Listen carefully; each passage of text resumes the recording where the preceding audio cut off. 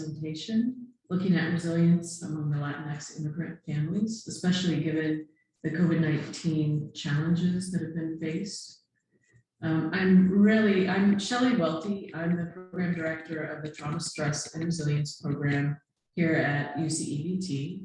And I'm really excited today to present with Dr. Cristina Chevere Rivera, who has joined us this year as our postdoc fellow and has a specialty in working with the Latinx immigrant population.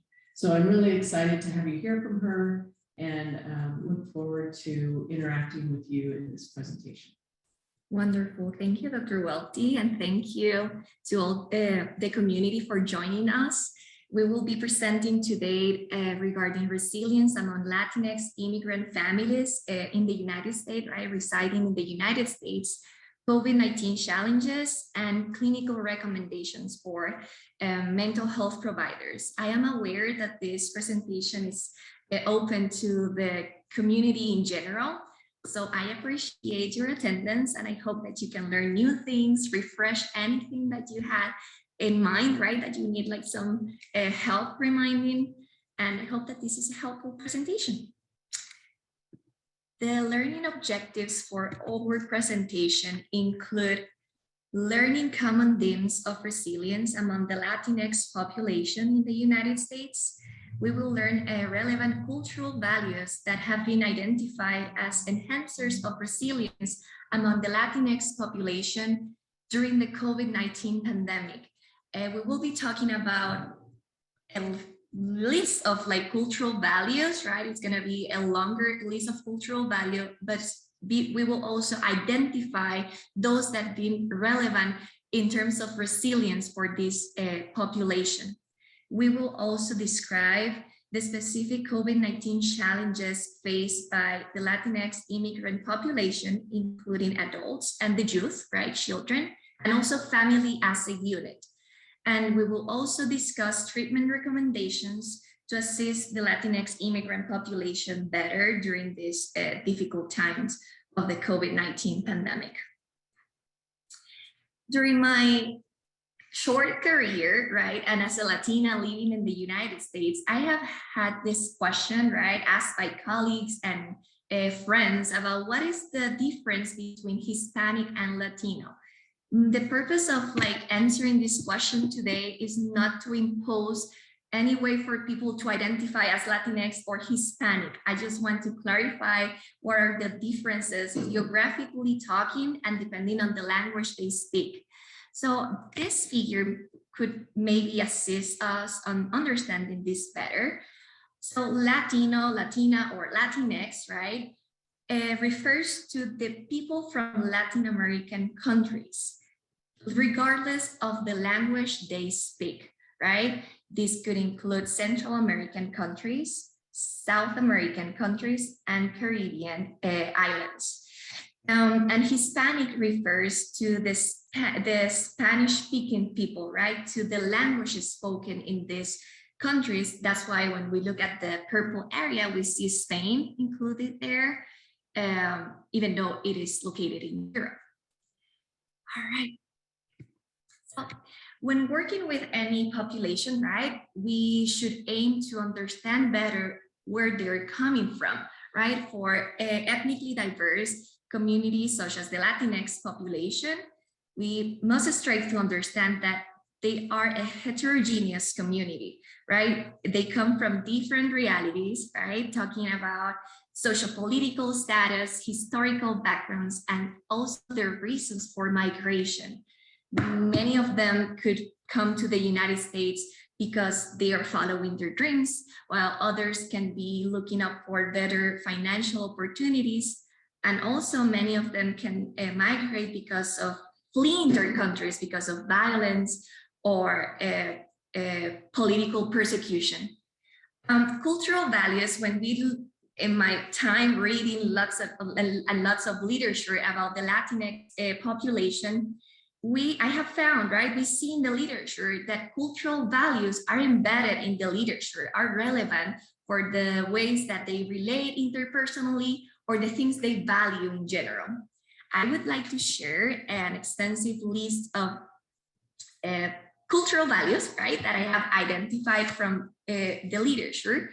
I'm gonna try to define them, right, in a brief way. So we have the confianza or trust, that is that value of importance of truthfulness in the relationships they develop with a group or with another individual.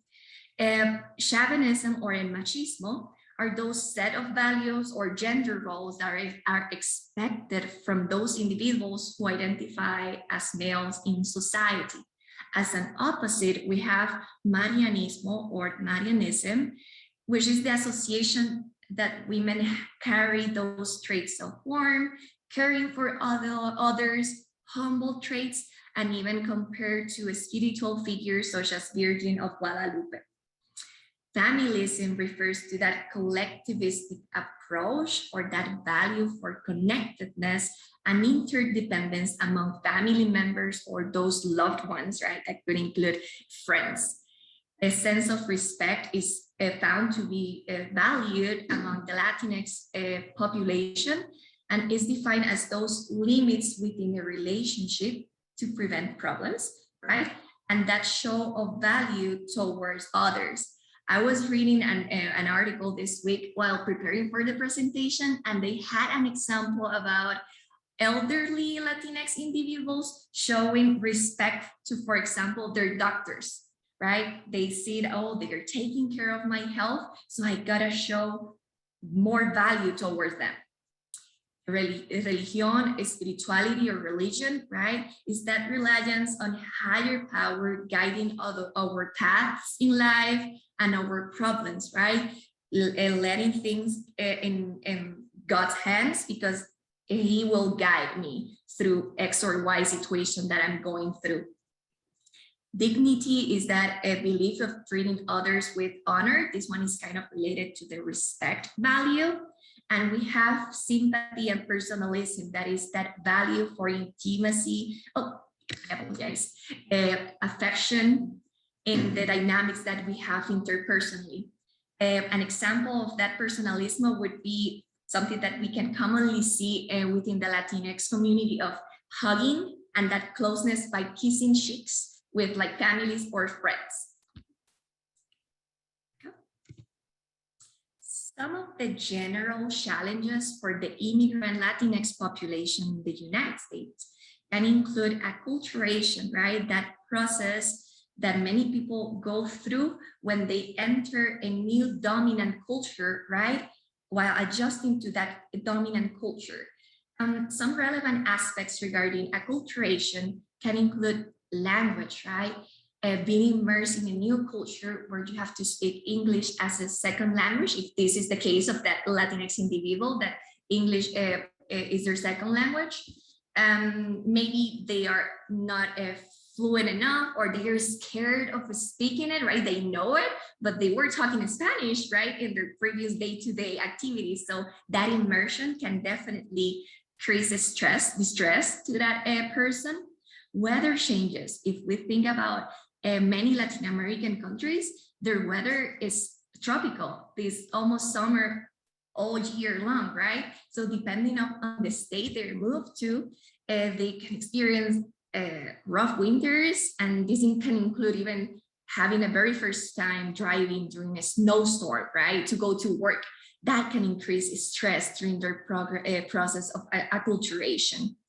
And then I would like to talk about homesickness, right? Leaving behind a place where you were born and raised, depending on, I don't want to generalize, right? But thinking of people leaving behind their family, their food, their music, their buildings, right? Because landscapes or mountains, landscapes change depending on where you are at. So leaving behind what you were used to see can create that sense of homesickness. Poverty. If we look at the information that we can have access to, social economical status, that SES, is pretty low for Latinx immigrants in the United States. So that can definitely be a huge challenge in terms of stability and access to services, like, for example, healthcare services.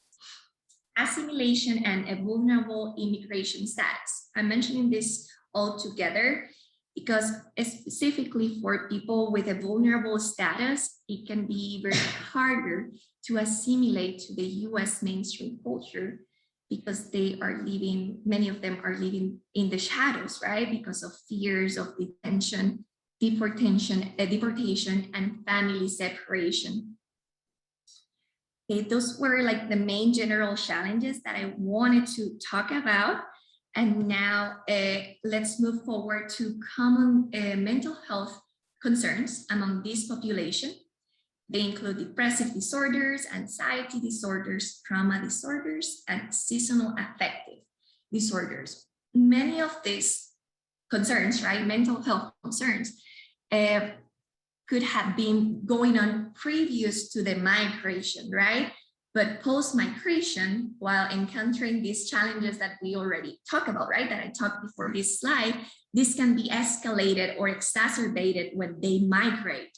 And also, if we talk about trauma disorders, going back to what I mentioned, that Latinx are heterogeneous, right? They experience different realities and reasons for migration. If we think about migrants doing their migration process on foot, they can definitely have a difficult journey, right, to get to the United States, and this can include traumatic experiences such as witnessing or experiencing violence, witnessing death, and experiencing a robbery in their journey to the United States.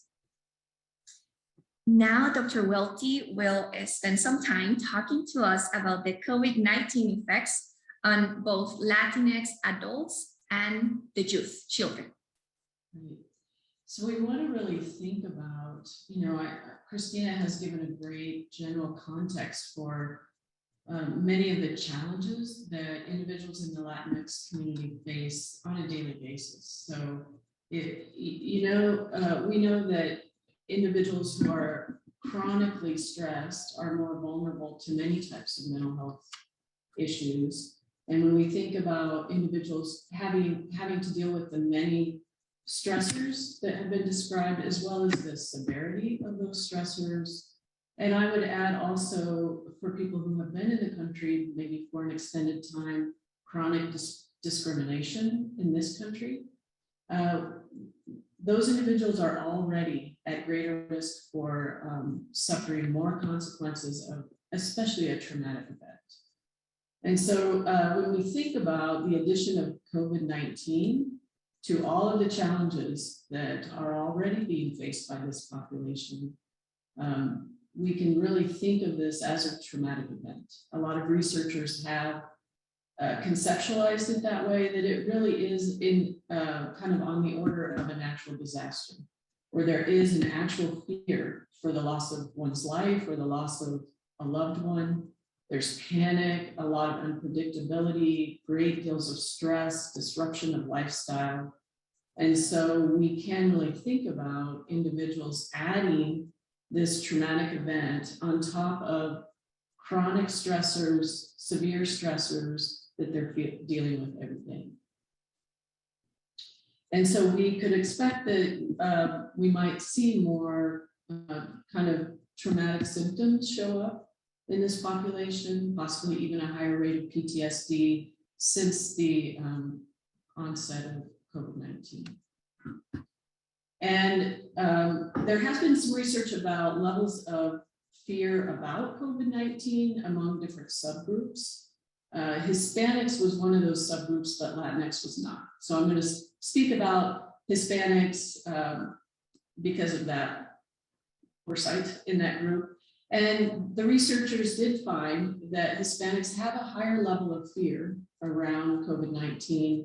And also another subgroup that I don't have listed there are foreign-born individuals also have a greater fear. And I'm going to talk more about some of the reasons why that might be, but that's a really valid fear, why they might be more fearful than the general population about this pandemic. So one of the really unfortunate things about the pandemic, or I guess eye-opening things is the way that it has disproportionately affected communities of color in particular. And so we know that that would be the Latinx community as part of that. And many researchers have really done a good deal of work looking at the effects of discrimination, racist systems that have led to those outcomes, and that chronic discrimination and the way that it disproportionately affects communities of color. So I want to emphasize especially the ways that these systems affect the Latinx population occupationally, in their housing options, and also in the medical care, and kind of speak a little bit to how those different factors interact to create more vulnerability among this population, specifically in regards to COVID-19. So when we think about occupations, we know there's been some, tracking occupationally that the Latinx community is overrepresented in occupations like factory work, service-related industries, meatpacking plants, work that has become considered essential during the course of this pandemic. And part of the reason from my reading that we would understand that is that the general US population, the percentage of our population that's under 35 years of age or younger is about 46%. In the Latinx community, that age group is about 59% of the community. So you have a much larger percentage of the Latinx community than the general population who is in the age range who would most likely take those jobs, service-related jobs, factory jobs. There's just a greater pull for that age group. And like I said, they are considered essential workers. They do not have much option of continuing to go in person to those jobs, which gives them a greater risk of exposure because often safety protocols are not consistently applied. At the same time, there's some good research that shows that in counties that are disproportionately Latinx individuals, where there's just a higher percentage of people from that community, the housing is more dense. People live in closer quarters, and households, each household tends to be more multi-generational. So you have more people living in one home, and those families are living in closer proximity, which could be for many reasons. Cultural preferences, norms, options that were available. And so you have a greater percentage of this community going to work in jobs that are more likely to have high exposure to COVID, and then returning home to homes that have more people and people of different ages, often more vulnerable ages, and living in closer proximity. And then in addition, as we know, access to medical care is not as good. They have fewer resources, and even those resources often are not really linguistically or culturally appropriate often. And so there's less desire to seek those out. So that helps us understand some of the dynamics around, in addition to discrimination itself and the systems at play, how that dynamic shows up in their lives. And that's especially true for older adults. So in general, we know that the pandemic has affected the general population over ages 65 more than the younger population. Overall, 7 times, people over 65 are 7 times more likely to die of COVID-19 than younger adults. Because of the added stressors, that cumulative effect of stressors, Latinx older adults are even 2-fold higher than that number to die than white counterparts. So we have some very vulnerable adults living in close quarters with people who are really being required to have higher exposure in order to keep their jobs.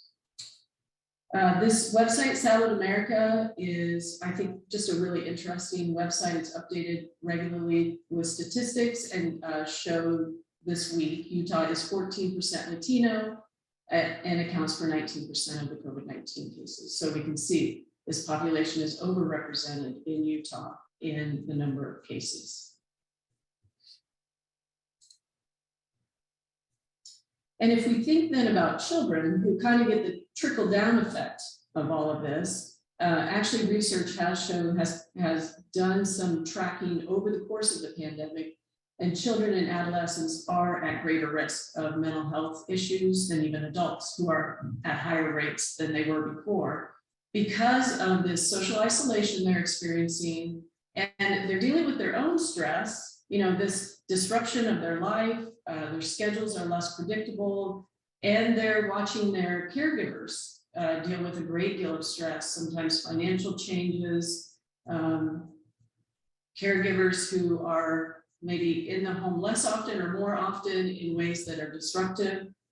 And as we just talked about, because older adults are more likely to die of COVID-19, and these are multi-generational households, the loss of older members of the community is profoundly negatively affecting to children, as these are often primary caregivers, very highly integrated into their lives. Just this week on the news, like 2 days ago, I heard about a journal article from the Journal of Pediatrics that just came out looking at how many children have lost a primary caregiver or parent over the course due to COVID-19. And at this point, it's over 160,000 children, and 65% of those children are from marginalized communities. So this has really highly impacted this group of children. And at the same time, children have not been, you know, for a long period of time able to go to school or access different social resources that really often help them moderate some of the challenges that they face. Thank you so much for discussing some of the challenges of this population. I'm going to talk more specifically about the impact, right, of COVID for Latinx as a family unit, right? We have aspects of social concerns, health, care access, financial constraints, immigration, status concerns, and access to information difficulties. Also, financial stress due to losing employment or not having enough income to maintain housing stability have been related to not having enough income, right, or money to afford for food and technology devices for all the members, right, at that household. Also, financial constraints have led to increased difficulties accessing healthcare services and making them able to afford for previous treatment, such as medication. And as Dr. Welty mentioned, many of these challenges were already existent for the Latinx immigrant population. However, the COVID-19 pandemic has escalated these difficulties for them.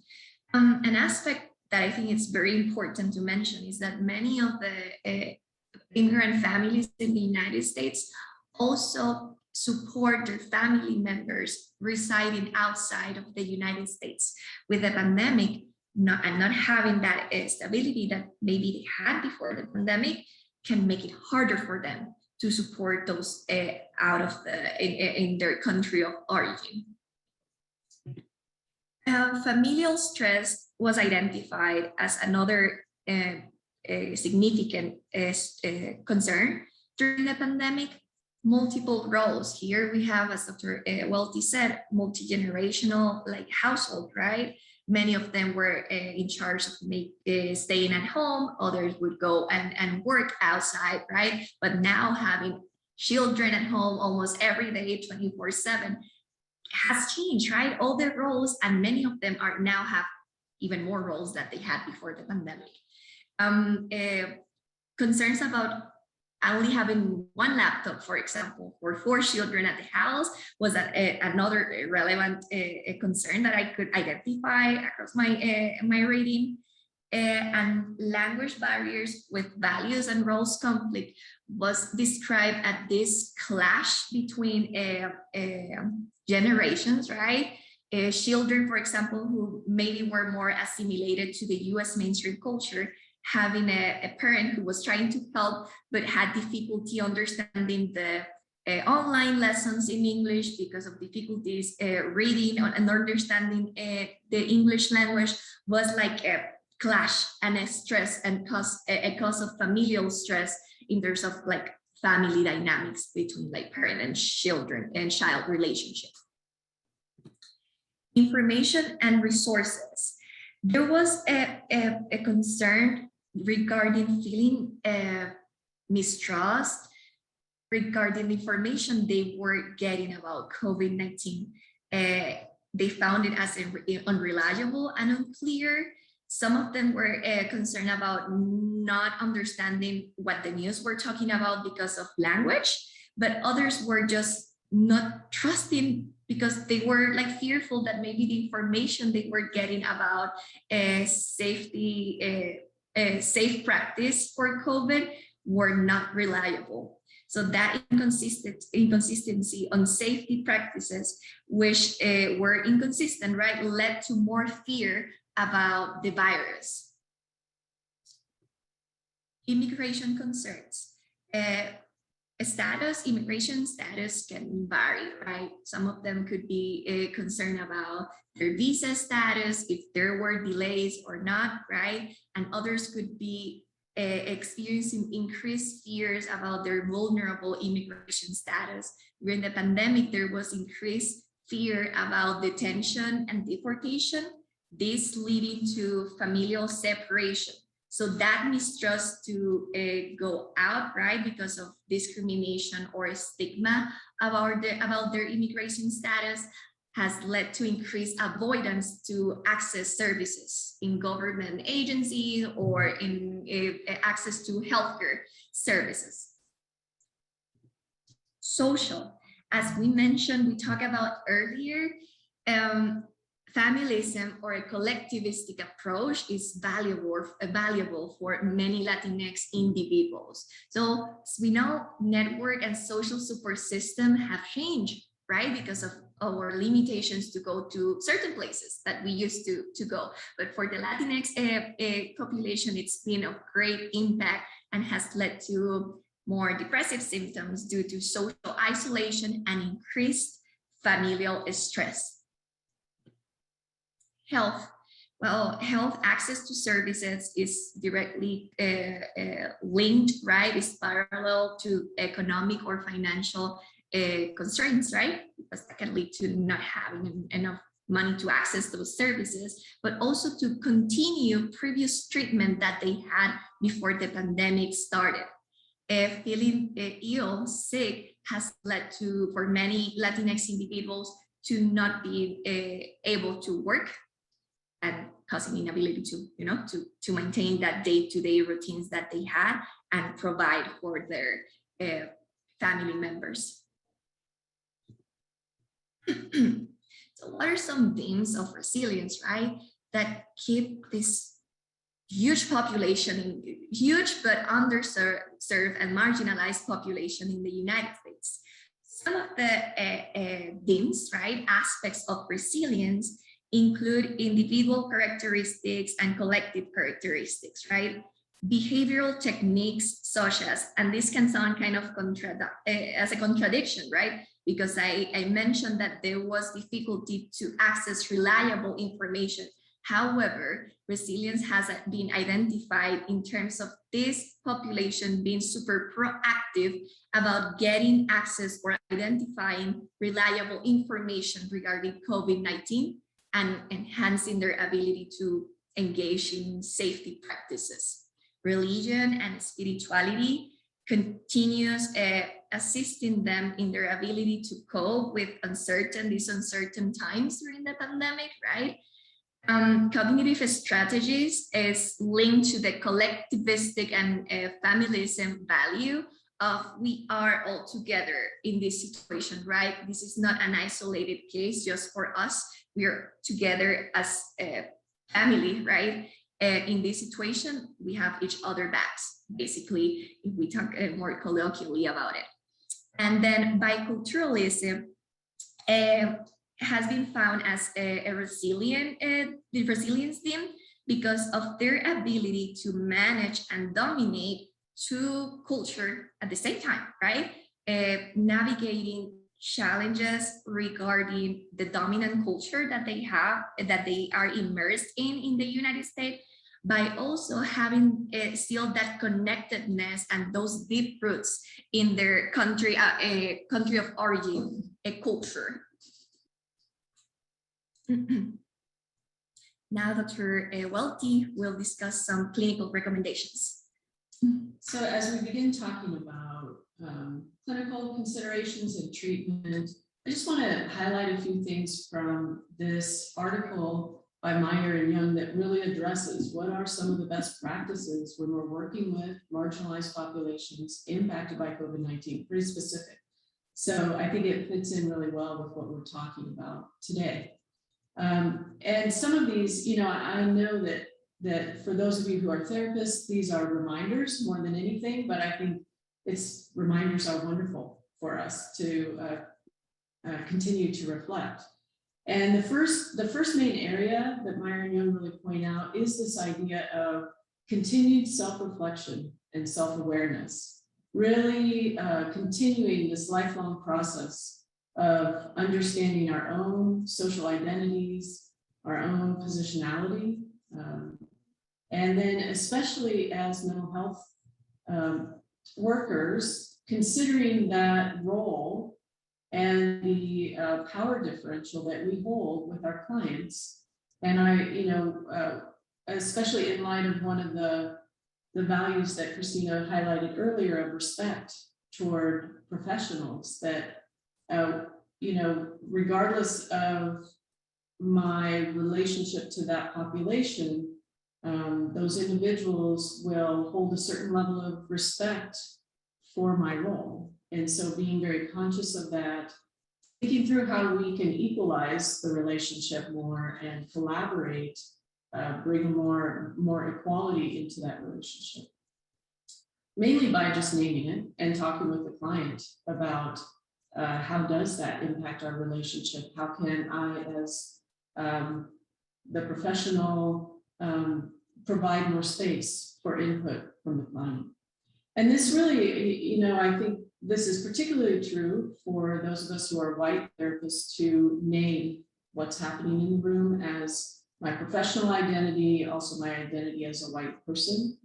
But I know also, especially under all of the stress that all mental health care workers have been under, that even for therapists of color, there is maybe some desire to avoid that conversation just out of exhaustion of hearing news about the way communities of color have been, negatively impacted, and the personal toll that takes, and having to hold that identity for many people can also be a reason to avoid that conversation. And just being aware of that and navigating how to hold that, where to get support for that.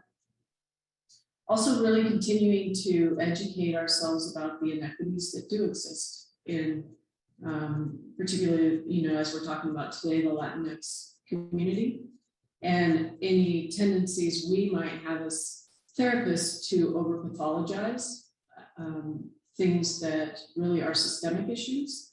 And I think, as I was talking about the level of fear around COVID-19, that would be an example where we could tend to over-pathologize. You are too afraid. Why are you so worried about this? Look at the statistics. When the reality is that they deal with different systemic issues than the general population. That's a very, global idea, and the day-to-day lives of the Latinx population may look different, and that's not pathological. It's true. It's valid for them to be afraid of that.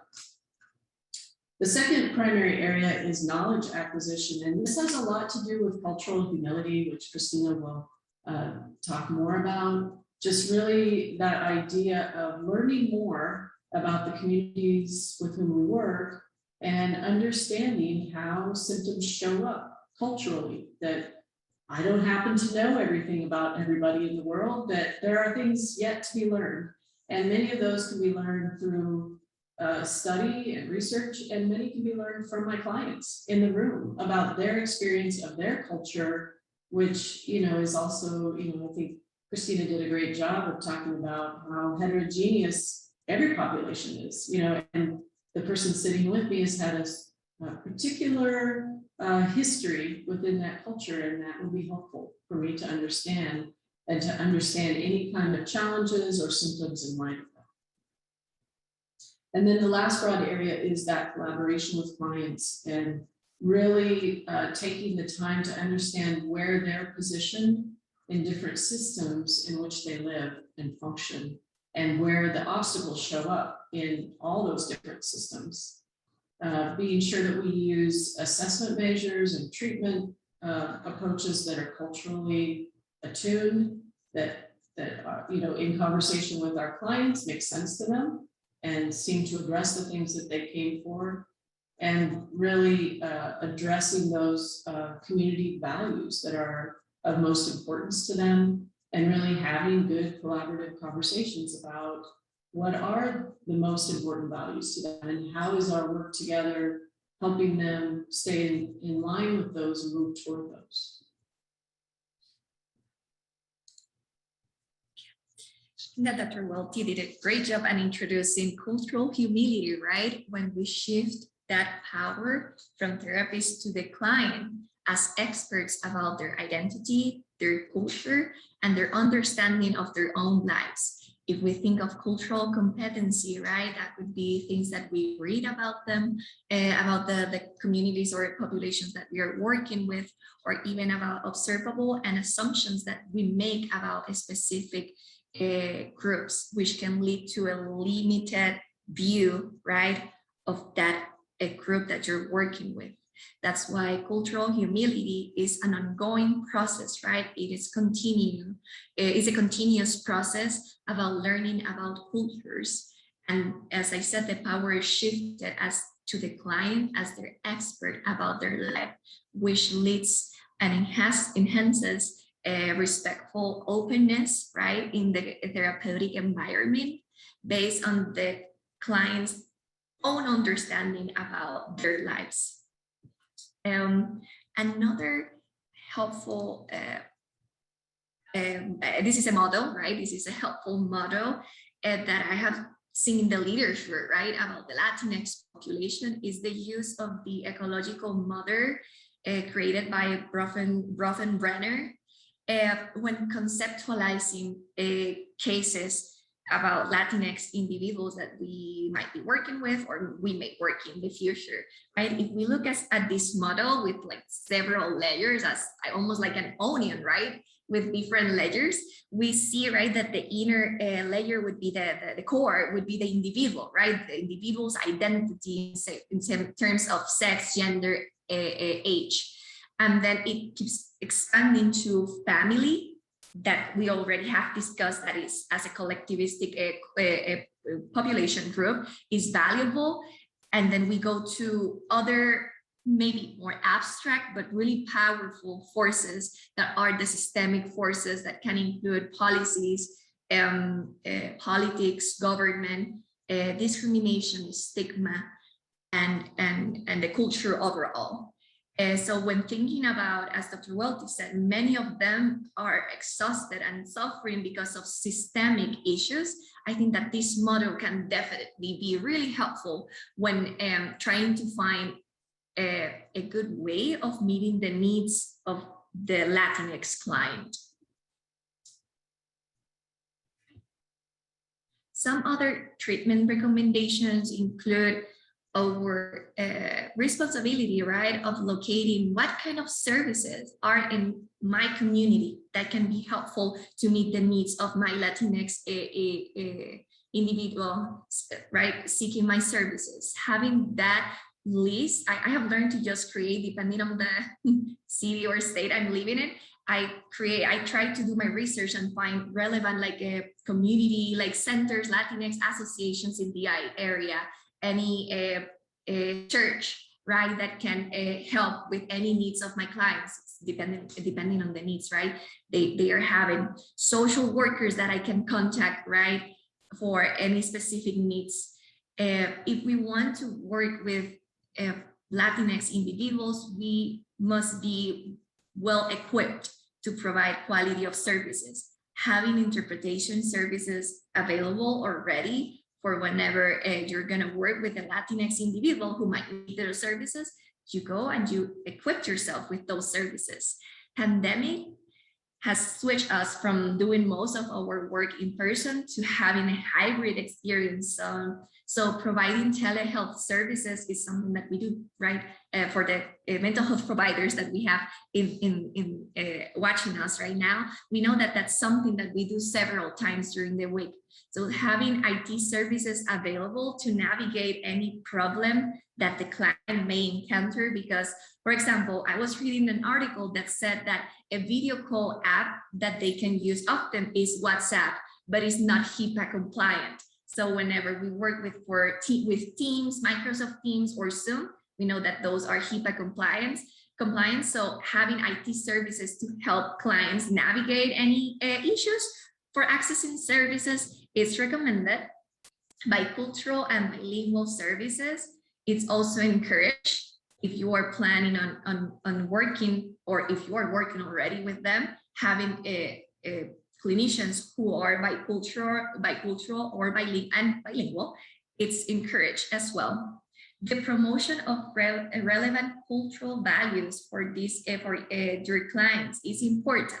At the beginning of the presentation, I shared several cultural values. That doesn't mean that all of them apply to your clients, right? But if we follow the ongoing process of cultural humility, we can have a respectful conversation and hear your client and help that client identify those values that are relevant for them and can enhance resilience and treatment progress. Also, it is our duty to familiarize with the communities we are working with. Community resources as promotores or community links, who are known as leaders in those communities, people who are immersed in the community, can help us understand better the specific challenges that your client might be encountering in their community that impact, right, their wellness, mental health wellness. The next slide that we have include resources, right?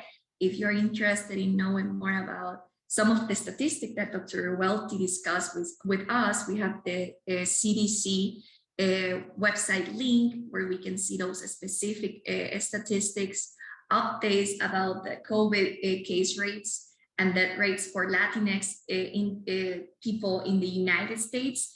And this last article, which talks more about the systemic forces, right, that impact healthcare and COVID-19 challenges and treatment that they might be getting or not getting, right? These are a list of references in case that you would like to get like a in-depth information, right, about what we discussed today. And this would be our presentation. We're open for questions, any feedback, comments. Before we go, I would like to share that I'm accepting new clients, patients, and that I'm bilingual. Spanish is my native language, and I'm open and more than willing to start looking forward to work with the Latinx community in Salt Lake City area or Utah in general. Thank you so much.